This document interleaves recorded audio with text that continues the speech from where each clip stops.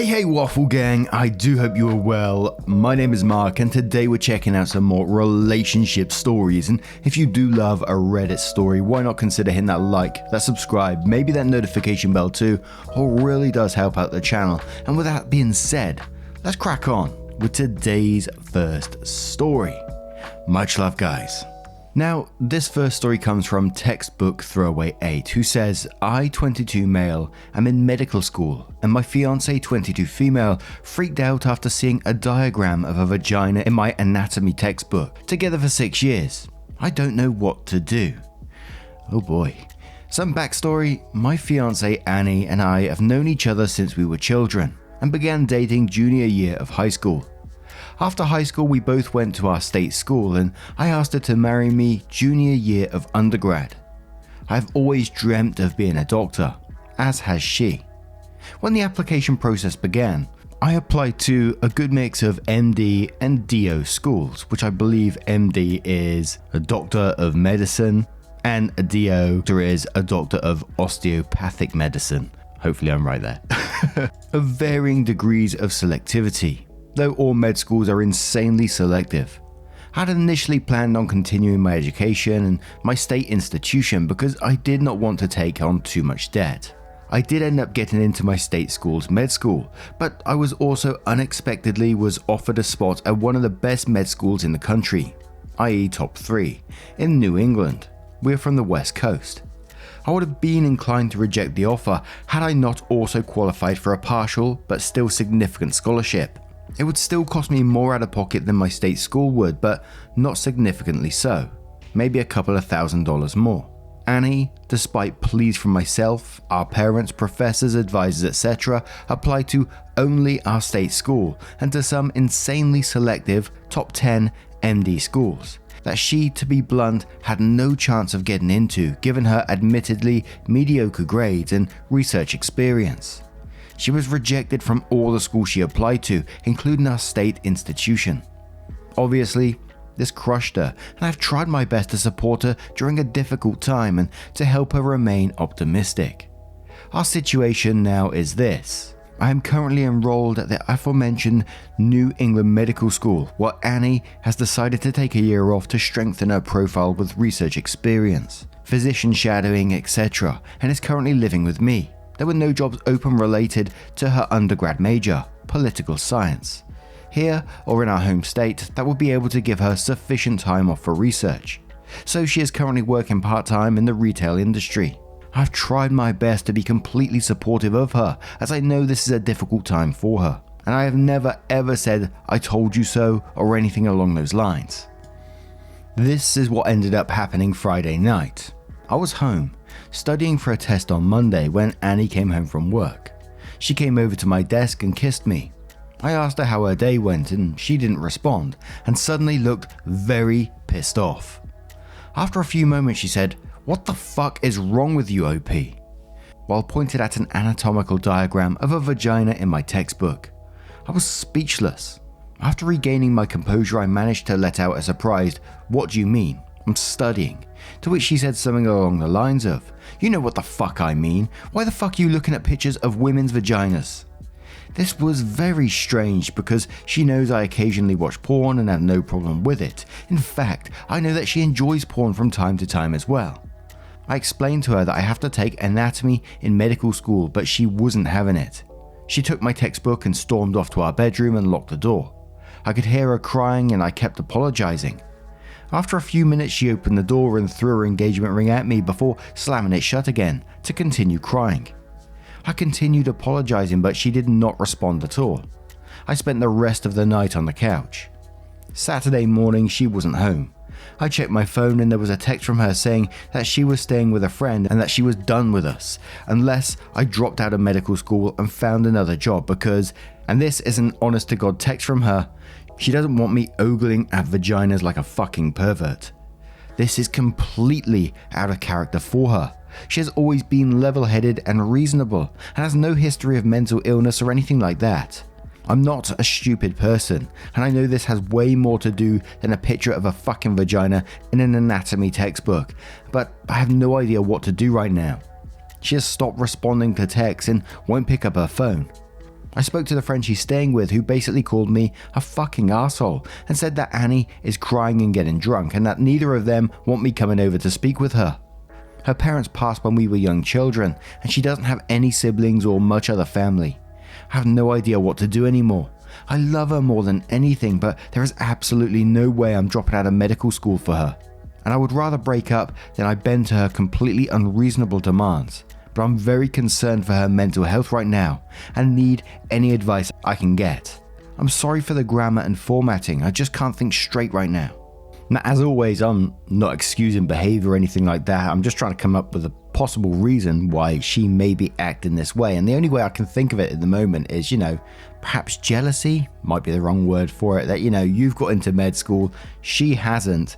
So she may be struggling mentally right now to deal with everything that's going on around her. Your life's going up, it's rocketing up, while hers is, staying stagnant or even going down because of, she's been rejected. And you're both working towards the same goals. And you said yourself that what she's been saying is totally out of character for her. But yeah, I wasn't even going to cover it, but there's no way you should drop out of anything because of pictures of vaginas in a textbook. Absolutely not. But Flighty Twilighty says, underlying cause, she is feeling insecure because you got into medical school and she did not. Therefore, she feels bad about herself and your success is rubbing salt into the wound. Regardless of whether or not you mean to, it is. Also, I'm taking you at your word that she has previously been a reasonable person and has no prior issues with porn or sexuality. I have 3 hypotheses. 1. Mental illness. She has flipped out in some way. Bear in mind, she's at the right age to do so. 2. An affair. She sounds like someone who has whipped up this pretext in order to dump you. 3. Manipulation. She had decided to sabotage your career and this is the way she's chosen. Seems unlikely since she left. If it's 2 or 3 and she's doing it consciously, well, good riddance. It might be worth reaching out to the friend to see if you can have a calm conversation. After all, who knows what she's told her? I would reiterate to the friend that this behavior seems strange and atypical to Annie and that you are concerned. Maybe reaching out with a note that she can respond to at her leisure. SC Photo says she's having a mental breakdown, simple as that. Her behavior isn't rational because her thought processes are not rational. She will probably calm down and eventually apologize and want to come back home. And at that point, you need to do what you can to get her into counseling. Andu says, I'm surprised you even apologize for studying. She has other issues going on and you could write her a letter saying you support whatever she wants to do, but won't end the relationship because of what's in your studies. It's disingenuous at best. Dancer says, honestly, that's insane. I understand that you love her, but give up your entire dream job because of a vagina diagram, and it sounds suspicious. She's fine with you watching porn, but doesn't like you ogling vaginas from an anatomy textbook. Something is going on here. Give her space because she's acting fucking crazy. Bad Tempered says, hey, you got the ring back, so you're better off than most people whose fiancés wig out. You should probably hold on to that for a while. I mean, think twice about giving it away to someone who likely won't give it back next time, as it can go a long way as tuition, books and expenses. Also, please don't give up on your dream. If you do, the day you wake up from her, you'll never forgive yourself. Here's hoping she comes around, but be aware, there are a lot of vaginas in medicine. Boobs too. Pictures in a book are just the beginning. So let's move on to OP's update to find out what happens next. So it starts off saying, I'll save you the trouble. She wasn't cheating, nor was she pregnant. Yesterday I decided that enough was enough and I headed over to where she was staying, intent on ending the relationship. When I got there she was half drunk. What followed was a lot of screaming and cussing directed at me. I learned why she wanted me to drop out. It had nothing to do with textbook vaginas. When I was a sophomore, 2 of my friends dropped out of college to work on their tech startup full time and invited me to come work with them. My undergrad degree was in Comp SCI. I rejected the offer because I wanted to concentrate on my dream, becoming a doctor. Fortunately, their startup did very well and last year they sold it to a large tech company for a very large sum of money, in the low 8 figures. I was thrilled for them. After they sold the company, both of them had large lifestyle changes. One of them proposed to his girlfriend with a ridiculously fucking big diamond, and they are frequently vacationing in exotic locations with family and SOs. Apparently their success and lifestyle made my girlfriend extremely jealous, and she came up with a vagina thing as a way for me to drop out of med school, because she thinks I can easily get a job making $150k a year at a bank, so we wouldn't have to live like fucking refugees, and I'm a fucking idiot for not doing so. Still, I was confused. I asked her about our dream of being doctors. Turns out she never really wanted to go into medicine, but only claimed to because it was all I ever talk about. I guess that explains her application strategy. I was done. I broke up with her on the spot and told her to not contact me again. She's going to continue staying with a friend while we figure out a living arrangement. So there was a twist in the tale on the update, but what do you guys make of this one? Let me know your thoughts in the comments below, and let's move on to another story. And I spotted this cheeky one. It looked like a bit of a neighbour story going on here. So this is from Cactus Lover Forever, who says, would I be the arsehole for planting prickly bushes in front of my yard to keep the neighbour's kids from my property? Oh dear. Throw away for obvious reasons. I moved into a detached townhouse a few months ago. It's a rental. I'm leasing it for a year with the option to extend that with a second year or possibly buy the house. My driveway is right next to the neighbours. It's big enough to fit 2 regular sized cars, and halfway down my driveway there's a path leading around my house. On the side of the path is my house, on the other side about 3 meters of yard. That's mine. Ever since I moved in, I've been having issues with the neighbours using my driveway for parking, turning their cars, storing their other stuff, playing, etc, etc. Asking them to stop using it and keep their items on their own property has not worked. So I placed a few large plants, installed a camera and a no trespassing sign, and that helped a bit. At least the cars are gone. The last few weeks with the stay home advice, I've been working from home, but the neighbours' kids are making that really hard. They're about 5 and 7, boys, and they keep ringing my doorbell multiple times a day to ask if they can play with my dog, if I want to play with them or anything else they can think of. I asked them to stop it so I can work, which of course didn't work. So I asked their parents and was told boys will be boys and they weren't going to do anything about it. To keep my sanity intact, I removed the battery from the doorbell, but now they keep running around in my front yard, on the path around the house, banging on my windows, banging on my doors, and actually tried to open the gate to my backyard this morning as they heard me in there. I once again asked them to stop, told them I will not be allowing them to play with the dog anymore at all if they keep this up, and they left, sending over their dad. I told him to keep the boys away from my property and door. If not, I'll be planting some prickly bushes to teach them to stay away from other people's property, and shut the door in his face. Would I be the arsehole if I actually did that? I'd love to place a fence or something, but as it may be a short-term rental, I have to be able to return everything in its original state for now. Edit. I'm getting a lot of comments about social distancing and lack of isolation of the boys. I'm from the EU. My country isn't on lockdown, and it's, or was, I'm not 100% sure anymore, advised to let small children play outside. Now before I say what I'm going to say, I'm not blaming OP at all for anything in this, okay? But I kind of think, I'm just trying to get to the parents' logic here, that they're sending their children round to knock on possibly a stranger's door. So it made me think, did OP maybe play with them at some point in the past? Did he let the dog go out and play with them often and something's happened in between? Maybe all this drama with parking on the yard, etc. is, just broke the relationship. But I kind of feel like there was something there before all this, there was some sort of relationship between the kids and OP. Because what parent sends a 5 and a 7-year-old to go knock on a stranger's door to play with a dog? I mean, we've seen it time and time again. It wouldn't surprise me if it was the case. Some of these parents are fucking nuts. But I'm just trying to picture myself like niece and nephew there. Yeah, just go knock on my next door neighbour, which I don't really know. Go knock on their door and see if they want to come out to play, an adult.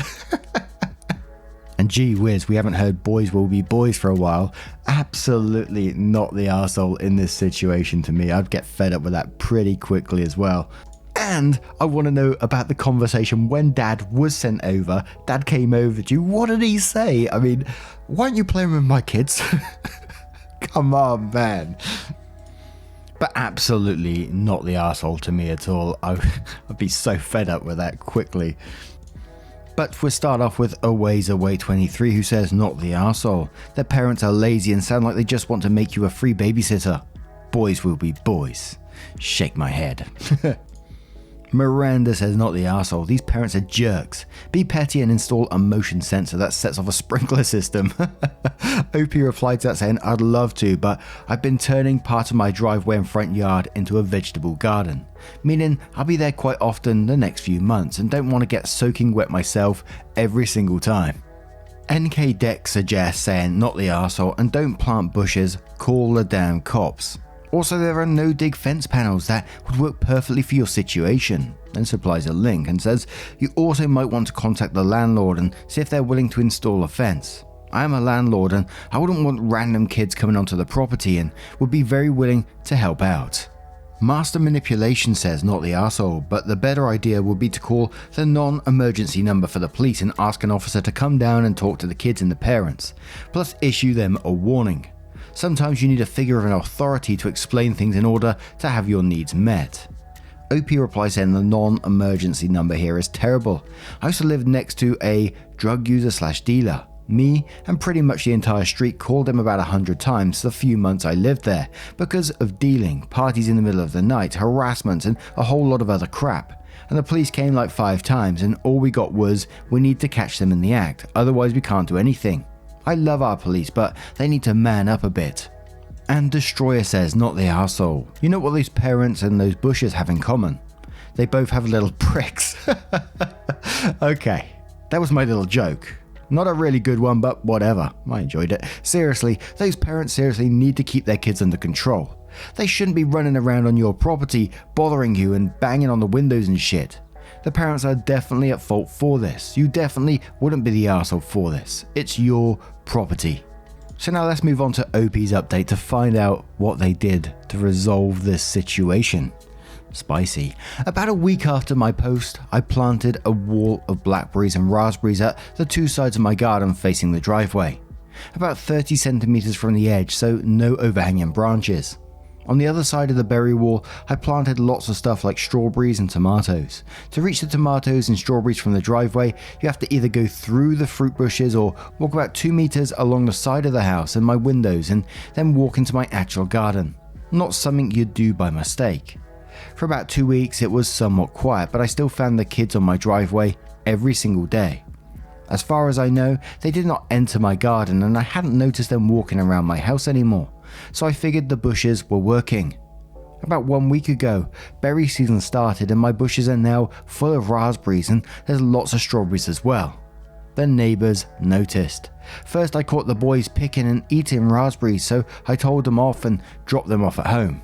Told their mum I caught them stealing. That's how I see it, even though it's fruit, and I'd call the cops next time. She huffed and told me to grow up, but took the boys inside anyway.